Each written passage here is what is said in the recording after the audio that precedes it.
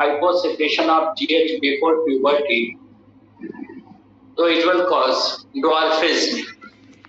Dwarf का मतलब होता है ठीक ना, छोटा, नाटक.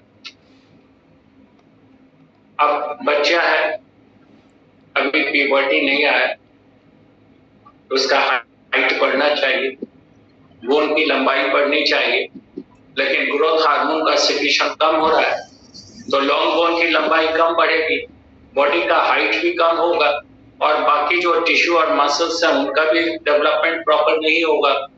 तो height of the person is about 3 to 3.5 feet. जो पिट्यूटरी ड्वार्फ है, ड्वार्फ मतलब जो ठेना है, पिट्यूटरी ड्वार्फ, उसका हाइट होगा 3 से 3.5 फीट. यही उसका हाइट होगा.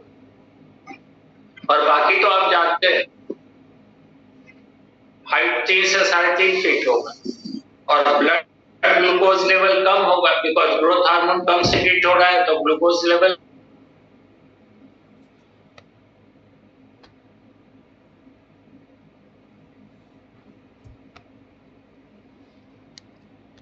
तो बीएमआर घटेगा, एनर्जी थोड़ा कम मिलेगा उसको. बोन और मसल्स का डेवलपमेंट प्रॉपर नहीं हो पाएगा, उसका ठीक से नहीं हो पाएगा. गोनैड्स हो सकता है डेवलप हो भी, नहीं भी हो. तो जो देखा गया है ज्यादातर केसेस में गोनैड्स डेवलप होते हैं, बिकॉज गोनैड को डेवलप कराने में रोल है गोनाडल हार्मोन्स में भी, आगे भी देखेंगे हम लोग. एफएसएच का रोल है, गोनाडोट्रोपिक हार्मोन, तो इसलिए वो डेवलप हो भी सकता है. तो देखा जैसे सर्कस वगैरह में जो काम करते हैं, तो लोग जो हंसाते हैं, उसका कॉमेडी करते हैं, तो वो पिट्यूटरी ड्वार्फ, तो उनका अपना फैमिली होता है, उनका बाल बच्चा सब होता है, तो दे आर फर्टाइल. लेकिन कभी कभी स्टेरिलिटी भी हो सकता है, गोनाड अगर डेवलप नहीं है तो वो स्टेराइल भी हो सकता है, बट डेथ नहीं होता है. थोड़ा बहुत अगर ट्रीटमेंट की जरूरत पड़ेगी तो required dose of GH therapy का है, तो उपचार. तो एंडोक्राइनोलॉजिस्ट जो है, मेडिकल साइंस में एक ब्रांच है एंडोक्राइनोलॉजिस्ट, तो एंडोक्राइनोलॉजिस्ट जो है वो उसको प्रॉपर डोज हार्मोन का देते हैं जब तक प्यूबर्टी के समय तक, तब तक उसका हाइट थोड़ा सा बढ़ जाए और ग्रोथ प्रॉपर. अर्ली स्टेज में डिटेक्ट हो गया, चेक करवाया तो इलाज हो जाता. हार्मोनल थेरेपी जीएच दे.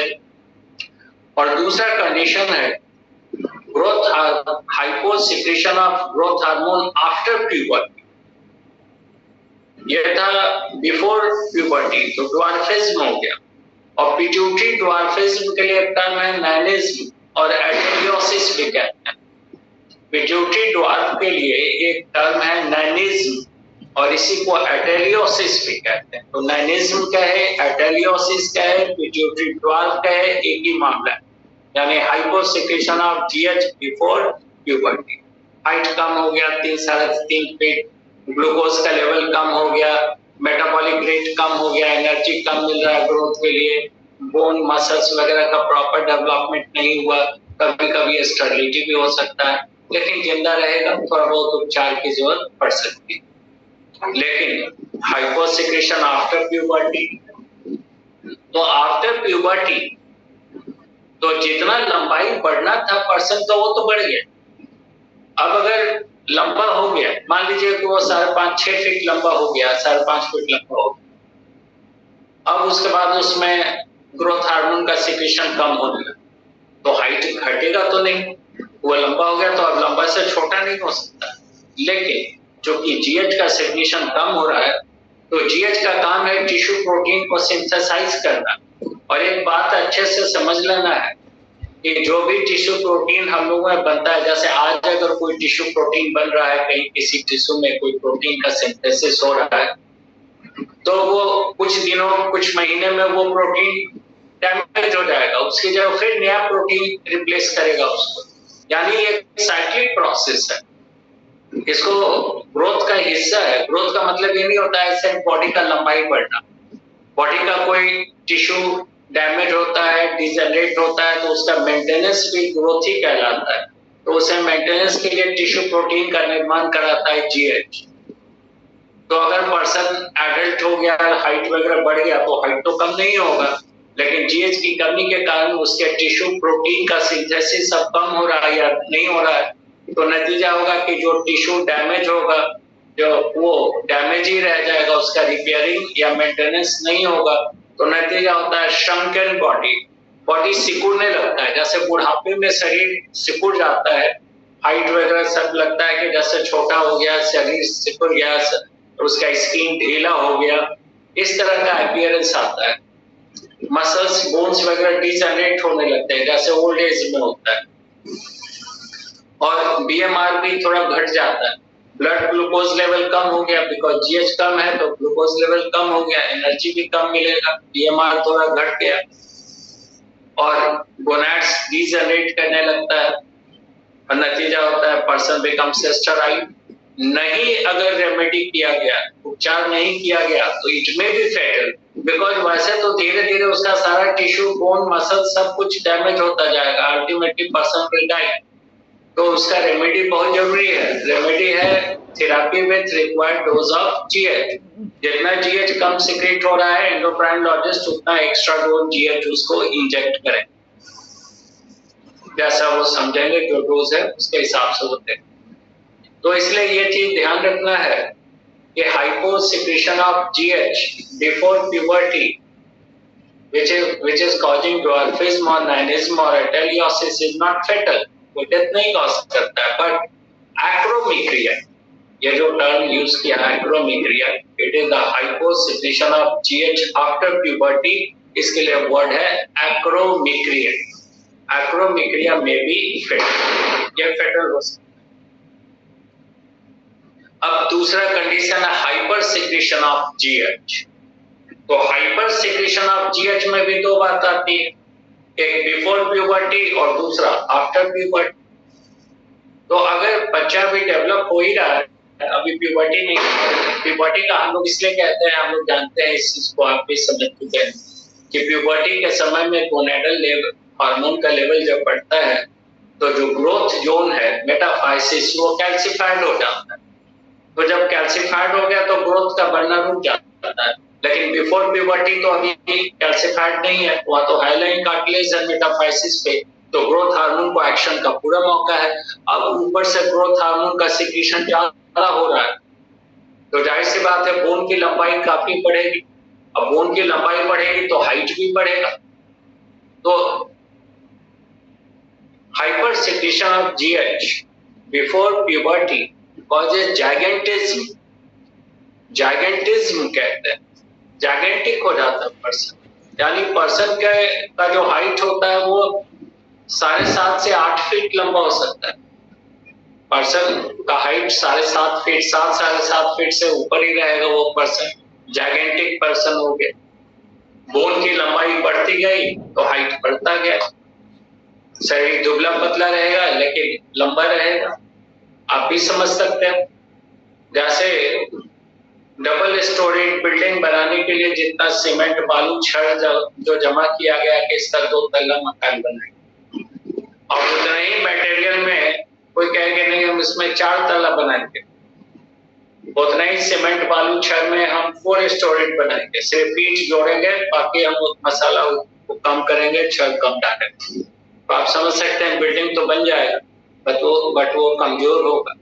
तो शरीर को जितना मिनरल्स या जितना न्यूट्रिशन मिल रहा है उसके हिसाब से जो उसका हाइट होना चाहिए या बॉडी का जो साइज, ऑर्गन का साइज होना चाहिए उससे बड़ा हो गया, तो नतीजा है कि वो कमजोर हो गया। दूसरी बात आप समझ रहे हैं कि अगर ग्रोथ हार्मोन का सिक्रीशन ज्यादा हो रहा है तो ब्लड ग्लूकोज लेवल क्या बढ़ जाए, जीएच का सिक्रेशन बढ़ेगा तो ये ब्लड ग्लूकोज लेवल को काफी बढ़ाता है, हाइपरग्लाइसीमिया। और हम लोगों की किडनी का एक लिमिट है, टॉलरेंस है, 180 मिलीग्राम पर 100 ml तक, 180 मिलीग्राम पर 100 ml तक जब ब्लड में ग्लूकोज होता है तो हम लोगों का किडनी उसको एब्जॉर्ब कर लेता है, उसको यूरिन के साथ पास आउट नहीं होने देगा। लेकिन अगर किसी पर्सन के ब्लड में शुगर का लेवल 180 मिलीग्राम से हर समय ज्यादा रहता है तो धीरे धीरे किडनी थक जाता है, यानी किडनी का जो टॉलरेंस लेवल है वो घट जाता है।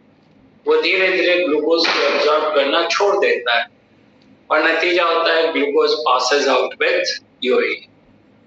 तो हाइपरग्लाइसीमिया कॉजेज ग्लाइकोसूरिया। ग्लाइकोसूरिया यानी passage of glucose with urine. Urine के साथ ग्लूकोज पास होने लगे। अब ग्लूकोज ब्लड में कम हो जाएगा, यूरिन के साथ तो रुकेगा ही नहीं।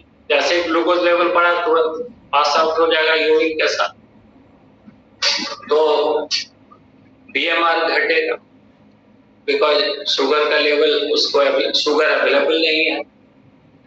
दूसरी बात है बोन काफी कमजोर हो जाएगा, मसल्स भी काफी कमजोर हो जाएंगे और गोनैड्स वगैरह हाइपर एक्टिव हो जाएगा। अगर ग्रोथ हार्मोन बहुत ज्यादा है तो गोनैड्स बहुत ज्यादा डेवलप एक्टिवेट हो जाएगा। नतीजा है कि वो हाइपर एक्टिविटी से डैमेज हो जाता है। तो इसलिए पर्सन में become steroid in case of gigantism. अब सबसे दुखद बात यह है कि जाइगेंटिज्म का जो एक एवरेज लाइफ स्पैन है वो काफी कम हो जाता है। पूरे दुनिया में अभी तक का जो वर्ल्ड रिकॉर्ड है सबसे लंबा जीवन का, वो आलम चन्ना पाकिस्तान का था। 36 साल की उम्र में उसका डेथ हुआ। इंडिया में तो जाइगेंटिक केसेस में देखा जा रहा 18, 19, 20 होते होते डेथ हो जाता है। डेथ का कारण है कि ब्लड ग्लूकोज लेवल बराबर बहुत बढ़ा हुआ है और डेथ का कारण होता है रीनल फेलियर, किडनी डैमेज हो जाता है, पर्सन डाइज। तो ये फैटल है, absolutely fatal. Gigantism is fatal. और दूसरा है hypersecretion of GH after puberty. अब प्यूबर्टी के बाद अगर ग्रोथ हार्मोन का सिक्रेशन बहुत होने लगेगा तो हम लोग जानते हैं बोन पड़ चुके हैं कि तब तक बोन पूरी तरह से कैल्सिफाइड होगा। प्यूबर्टी के समय एक ही जो पार्ट रहता है मेटाफाइसिस वो भी कैल्सिफाइड हो गया और डायफाइसिस और एपिफाइसिस तो पहले ही कैल्सिफाइड था। तो अब ग्रोथ हार्मोन के लिए कोई जगह ही नहीं बचता है कि जहां पे वो काम करे। यानी लॉन्ग बोन्स के हाइट में कोई चेंज नहीं आता है, हाथ पैर की हड्डी की लंबाई नहीं बढ़ती है, यानी पर्सन का हाइट रिमेन्स द सेम। अब हम लोग बोन में पढ़ते हैं दो तरह का बोन होता है, एक तो डर्मल बोन और दूसरा कार्टिलेजनस बोन। कार्टिलेजनस बोन्स जिसको हम लोग कॉन्ड्रोजेनिक बोन भी कहते हैं, कार्टिलेजनस बोन्स, एंडोकॉन्ड्रल बोन भी कहते हैं, endochondral bone, they are highly calcified. और डर्मल बोन्स का फॉर्मेशन होता है due to calcification of the dermis ligament. Ligament जो बनाया जाता है, टेंडन जो व्हाइट फाइबर्स का बना है, कनेक्टिव टिश्यू, टेंडन, लिगामेंट या फिर डर्मिस वगैरह के ऊपर जब कैल्शियम सॉल्ट का डिपोजिशन होता है तो वो भी एक बोन बन जाता है जिसको डर्मल बोन कहते हैं। Dermal bones are less calcified, उसके ऊपर कैल्शियम सॉल्ट कम होता है। और हम लोग जानते हैं कि बोन का जो हार्डनेस है वो होता है उसके कैल्शियम सॉल्ट, इनऑर्गेनिक सॉल्ट के कारण। तो एंडोकॉन्ड्रल बोन या कार्टिलेजनस बोन का एग्जांपल है लॉन्ग बोन, हाथ पैर की हड्डी, दीज आर एंडोकॉन्ड्रल बोन। इस पर जब एक बार प्यूबर्टी हो गया तो अब इस पर जीएच का कोई असर नहीं पड़ेगा, यानी बोन की लंबाई या बॉडी का हाइट नहीं बढ़ेगा। लेकिन डर्मल बोन्स का बना हुआ है फेशियल बोन, लोअर जॉ, ये डर्मल बोन्स का बना हुआ है। फाइलेंजेस, ये जो फिंगर बोन्स है, ये डर्मल बोन का बना है। रीढ़ की हड्डी, ये डर्मल बोन्स का बना है। तो अगर हाइपर सिक्रेशन ऑफ जीएच हो जाए आफ्टर प्यूबर्टी तो हाथ पैर की लंबाई तो नहीं बढ़ेगी, यानी पर्सन का height will remain the same, लेकिन चेहरे का जो हड्डी है डर्मल बोन्स है, ये साइज बढ़ेगा तो चेहरा बड़ा हो जाएगा। Lower jaw will become large and protruded, gorilla like face, नीचे वाला जो जबड़ा है वो थोड़ा लंबा हो जाएगा, गोरिल्ला के जैसा लगेगा। फिंगर बोन्स, ये जो फाइलेंजेस है, इनकी लंबाई काफी बढ़ जाएगी। रीढ़ की लंबाई, रीढ़ की जो हड्डी है वर्टिब्रा, उनकी लंबाई बढ़ेगी, तो वर्टिब्रल कॉलम का लेंथ क्या होगा, बढ़ेगा। अब मामला ये है कि बॉडी का हाइट नहीं बढ़ रहा, बॉडी उतना ही है और रीढ़ की हड्डी बढ़ रही है, तो रीढ़ की हड्डी बेंड कर मुड़ जाए।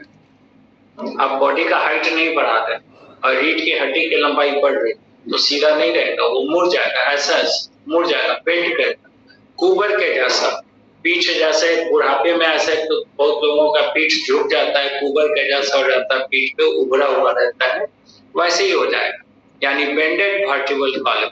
इसको हंच बैक कहते हैं, हंच बैक या काइफोसिस, HUNCH, हंच बैक और काइफोसिस, कुबर के जैसा कंडीशन है। Lower jaw becomes large and protruded,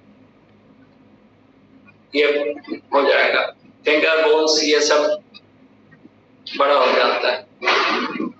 तो उसके अलावा हाइपरग्लाइसीमिया हो जाएगा, ब्लड ग्लूकोज लेवल, किडनी भी यहाँ पे अफेक्टेड हो सकता है, गोनाडल एक्टिविटी रुक सकता है, यानी वो स्टेराइल हो सकता है। तो पर्सन में सर्वाइव विथ प्रॉपर ट्रीटमेंट हो तो जिंदा रह सकता है।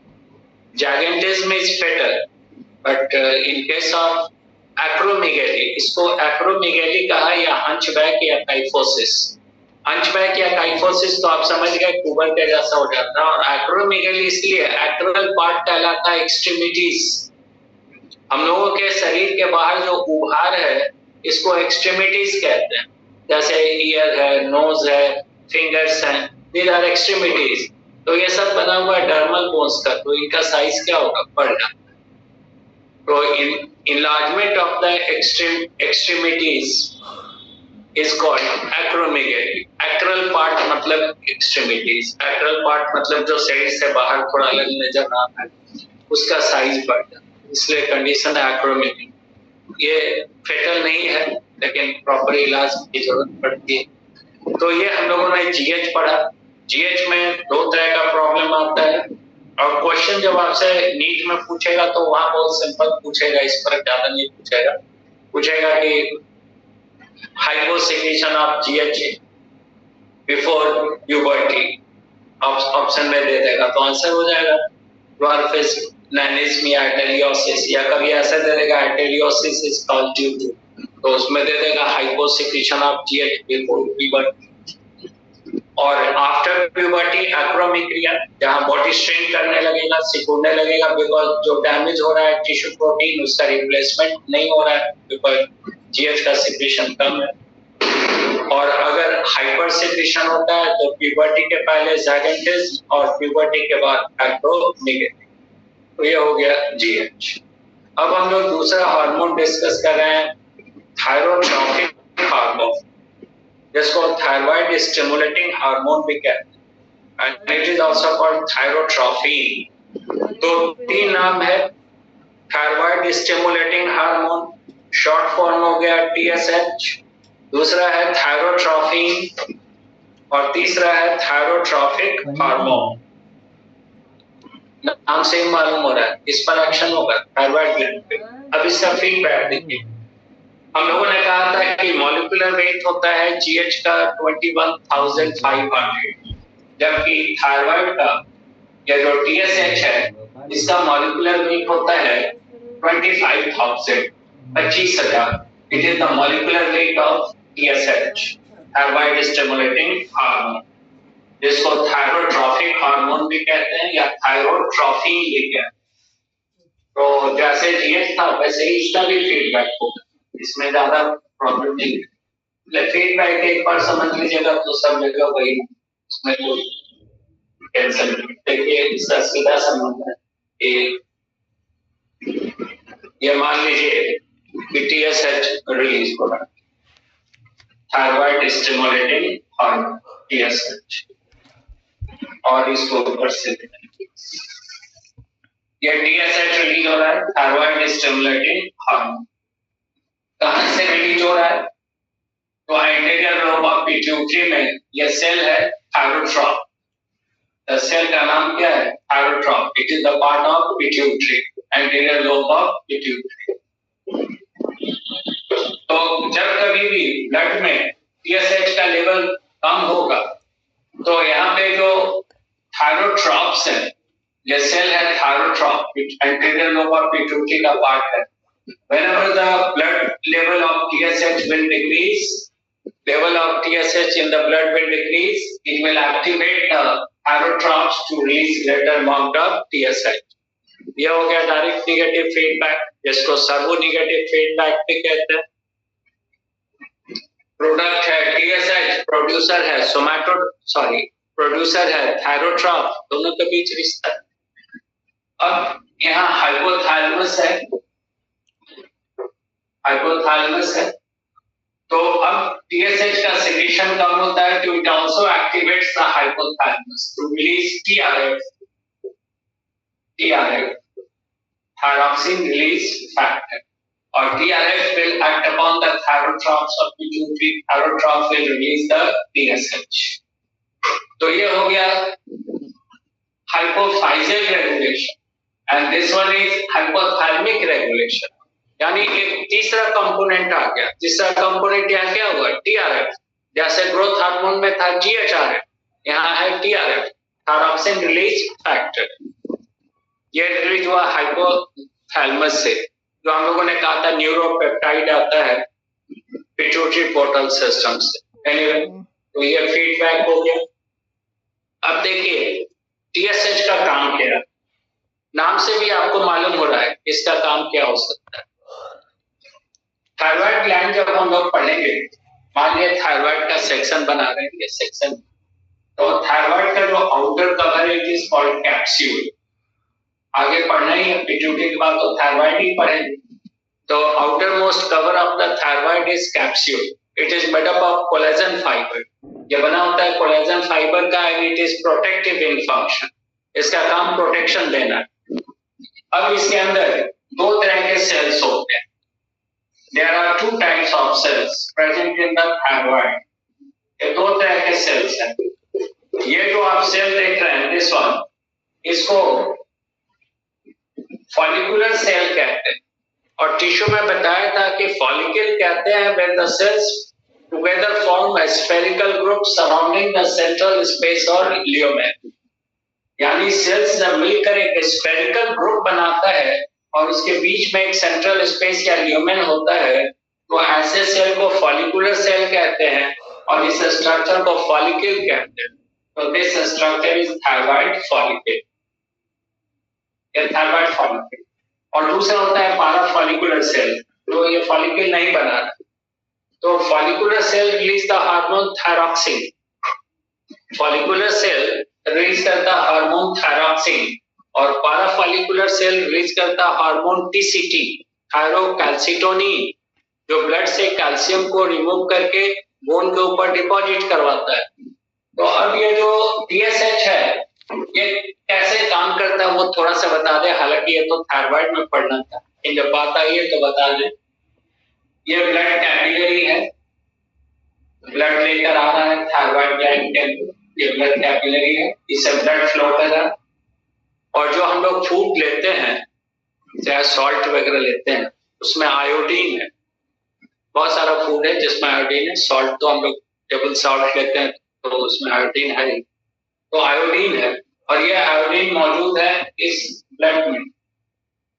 और एक बात अच्छी तरह से समझ लीजिए, the amount of iodine present within the follicular cell is far more greater than the amount of iodine present in the circulating blood। यानी इस सर्कुलेटिंग ब्लड में जितना आयोडीन है उससे कहीं ज्यादा आयोडीन मौजूद है इस थायराइड फॉलिकुलर सेल में। टिश्यू में बताया था thyroid follicle is simple cuboidal epithelium. आप देख लीजिएगा उलट के, सिंपल क्यूबॉइडल एपिथेलियम बनाता है थायराइड फॉलिकल। ये क्यूबॉइडल सेल्स जब काम करेगा तो इसकी लंबाई बढ़ जाती है। एनीवे, तो अब ये जो फॉलिकुलर सेल है, मान लीजिए यहाँ पे ये बना दिया है फॉलिकुलर सेल अलग से। जो फॉलिकुलर सेल, ये इसका ल्यूमिनल सरफेस है, ये वाला सरफेस है। तो इसके अंदर माइटोकॉन्ड्रिया है, और इसके अंदर खास तरह का प्रोटीन होता है जिसको थायरोग्लोबुलिन प्रोटीन कहते हैं।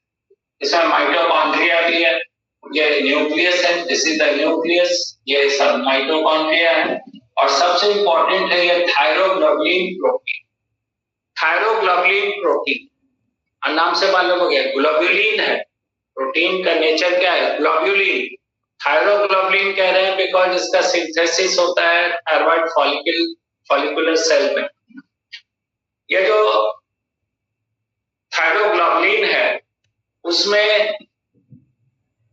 एक अमाइनो एसिड है tyrosine, TYROSINE, tyrosine, TYROSINE, tyrosine. और यही टायरोसिन कंबाइन करता है आयोडीन मॉलिक्यूल से टू फॉर्म थायरोक्सिन। तो अब देखिए यहाँ पे ब्लड कैपिलरी है, इसमें काफी ज्यादा थायराइड आयोडीन है, लेकिन उससे ज्यादा आयोडीन यहाँ पे है। तो अब इसका एब्जॉर्प्शन होगा, एक्टिव एब्जॉर्प्शन। हम लोग जानते हैं active absorption against the concentration gradient, यानी एब्जॉर्प्शन होगा from lower to higher concentration. और इसमें मदद करता है the cells present in the outer surface of the follicular cell. ये आगे थायराइड में पढ़ाएंगे डिटेल। ये थायराइड फॉलिकुलर सेल है, इसके सरफेस पे जो सेल्स हैं ये they help in active transport. Active transport कहने का मतलब है कि इसको एक्टिवली एब्जॉर्ब करता है आयोडीन को, फिर इस थायरोग्लोबुलिन प्रोटीन का सिंथेसिस करता है, थायरोग्लोबुलिन प्रोटीन का निर्माण करता है फॉलिकुलर सेल, और फिर इस आयोडीन को इस टायरोसिन मॉलिक्यूल के साथ अटैच करता है to form monoiodotyrosine. जब एक मॉलिक्यूल आयोडीन एक टायरोसिन अमीनो एसिड से अटैच होगा तो कंपाउंड बनेगा मोनो आयोडो टायरोसिन, MIT कहते हैं। जब दो MIT कंबाइन करेगा तो बनेगा डाई आयोडो टायरोसिन, DIT। एक DIT और एक MIT कंबाइन करेगा तो it will form try iodo thyroxine. और अगर ये दो DIT कंबाइन कर गया तो टेट्रा आयोडो थायरोनिन, जिसको हम लोग कहते हैं थायरोक्सिन और T4। तो ये कपलिंग कहलाता है। ये आगे हम लोग बात करेंगे, थायराइड में पढ़िएगा भी, आप पढ़ के देख लीजिएगा, ये कपलिंग प्रोसेस है। उसके बाद फिर थायराइड को टेम्परली रिलीज किया जाता है ल्यूमेन में। यहाँ पे इसको पूरा जो टिश्यू है उसको कॉलवाइड कहते हैं, तो ये कॉलवाइड में रिलीज कर देता है। ये जो आयोडीन थायरोग्लोबुलिन कॉम्प्लेक्स है, इट इज रिलीज्ड इनटू कॉलवाइड, और फिर यहाँ से एब्जॉर्ब किया जाता है, एब्जॉर्ब करके रिलीज किया जाता है ब्लड। अभी बात सिंपल सा बात ये समझ लें, TSH helps in active absorption of iodine from circulating blood. Iodine के एब्जॉर्प्शन में मदद करेगा। It helps in the synthesis of thyroglobulin protein. It helps in the attachment of iodine molecule with the tyrosine amino acid to form the monoiodotyrosine. फिर DIT बनाएगा, T3 बनाएगा, T4 बनाएगा, यानी पूरा कपलिंग। उसके बाद it will help in storage of the hormone within the colloid, और फिर इसको रिलीज भी कराए। तो आयोडीन का एब्जॉर्प्शन, थायरोग्लोबुलिन का सिंथेसिस, थायरोक्सिन का निर्माण, थायरोक्सिन का स्टोरेज, और फिर उसका सिक्रीशन, ये सारा काम करता है फॉलिकुलर सेल। लेकिन किसके प्रभाव में? Under the influence of TSH। तो जाहिर सी बात है कि अगर TSH कम रिलीज होगा तो थायरोक्सिन कम रिलीज होगा, थायरोक्सिन कम बनेगा, थायराइड फॉलिकल ठीक से काम नहीं करेगा। और वो आगे पढ़ेंगे कि कम होगा ज्यादा होगा तो क्या होगा, वो तो थायरोक्सिन में नॉर्मेलिटी में पढ़ेंगे, वो भी इम्पोर्टेंट है। और जब ज्यादा होगा, ज्यादा रिलीज होगा TSH, तो हाइपर थायराइडिज्म हो जाए।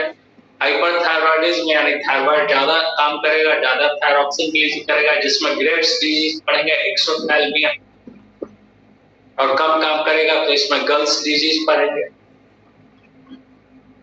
जिसको ग्वाइटर भी इसी का एक हिस्सा होगा, उस पर भी बात। तो खैर, तो फिर मामला यह है कि TSH, it is also protein hormone, molecular weight 25,000. It is released from the thyrotropes of the anterior lobe of pituitary, and thyrotropes are the basophil. They stain with the PAS, that is periodic acid shift.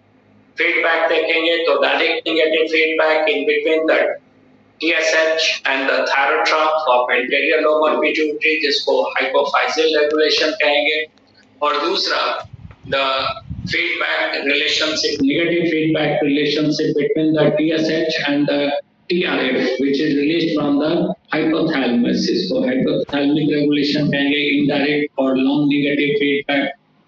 अब function अगर देखेंगे, molecular weight 25,000 है, protein hormone है. Function अगर देखिए तो ये thyroid पे काम एक्ट करता है, फॉलिकुलर सेल पे. फॉलिकुलर सेल को मदद करता है in the active absorption of iodide from circulating blood, in the synthesis of thyroglobulin, in the synthesis of thyroxine, in the storage as well as secretion of thyroxine. तो जाहिर सी बात है TSH की कमी होगी तो थायराइड ग्लैंड का function कम होगा, ज्यादा होगा, सिक्रीशन तो ज्यादा होता है. तो उस पर अगले जब थायराइड पढ़ेंगे तब बात करें. तो दो हार्मोन हम लोगों ने अभी डिस्कस किया है, जीएच और